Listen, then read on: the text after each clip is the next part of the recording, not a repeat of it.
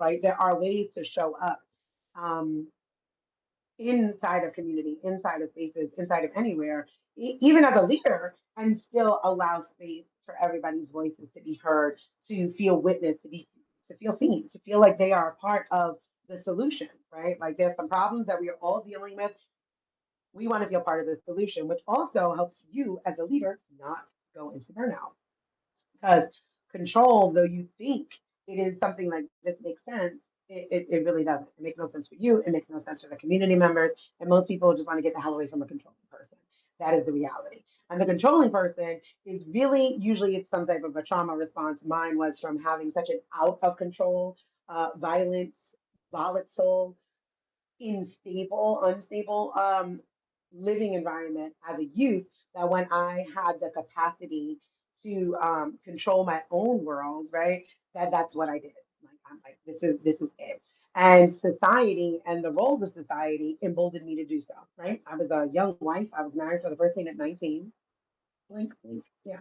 I was a mother, a wife. My husband was in the military, so we were traveling away. So I had all of these responsibilities anyway, right? Outside of having elders, outside of my immediate family being there, I was in charge of running my family.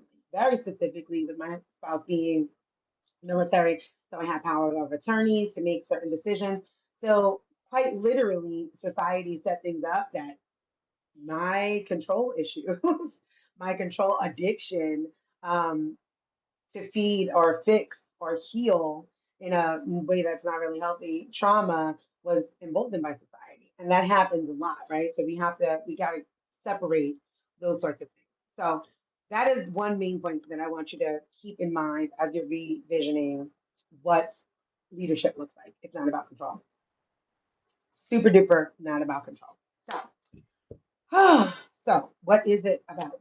If it's not about control, it's about service, service to others.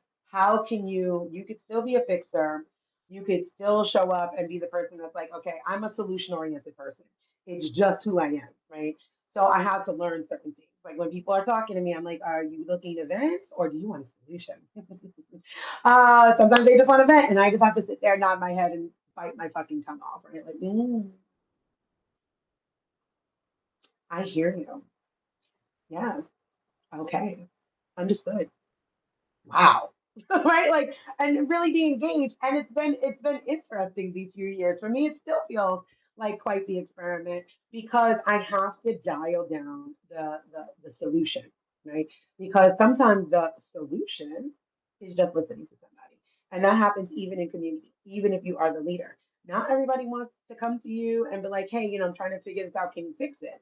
They just want to come to you. They want to be witnessed, to be a human and have a human experience is to be witnessed in our full humanity. And if you are going to be a leader, you have to think about it beyond that space of control. And I would say that everybody in community has the ability to lead in something. That is the third part of that, right? Like it's not about control. What it is about is service. And the third main thing to remember about leadership is everybody's a leader. No hierarchy, right? I'm not good at all the things. You know what my 6 year old, my newly 6 year old, she's a leader of Barbies. Okay. Nobody plays Barbie the way she does. Okay. So if she is going to lead a family game and we're gonna play house and she's setting up who's who, like, okay, you're the cook, you're the babysitter, you're the grandma, you're the uncle, she should lead that. She's the best one at it. Get my point? If we are going to do an art contest, you know, Kieran is going to be the best person at it. He loves art and he's competitive as fuck. If we are going to lead a furry conversation, Erin is going to be the best leader in that.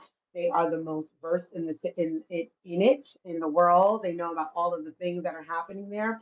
So everybody is a leader. That is your third main thing to take away. So now that we covered those aspects of it, let's get into the three actual points of the day.